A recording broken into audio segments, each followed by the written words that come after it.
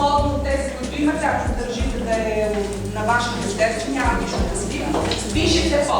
Много моля, когато аз говоря, да ме слушате. След това на вас ще ви дам думата и вие ще говорите. На това лище пишете. Вие за другарчето или двете другарчета, където сте в двойки ми трябва по две лищата. В двойките по едно лище. На това лище пишете. По едно положително, личностно обагрено съобщение за партньора, с когото сте в двойка или партньорите си. Пояснявам. Не можете да пишете супер сили, тъй като това съобщение не носи никакво послание. Не може да пишете харесва ми, че си общител.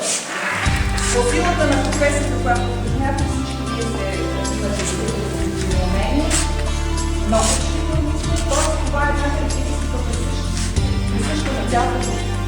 В това положително, личностно обагрено съобщение трябва да представите вашата гледна точка за вашия партньор, на базата на впечатленията, които имате от него до момента, информацията, която знаете за него.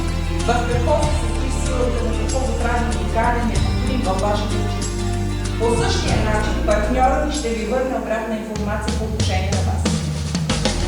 Съобщението не трябва да бъде мамо правими пари нямам, или телеграфен стил, не може да бъде и супер, както вече казах, не може да бъде и есе, т.е. кратко. Там в него да е и сенсор по отношение на това, което мислите за този. Положително, личностно обагрено, т.е. идва от вас, от първи целият число.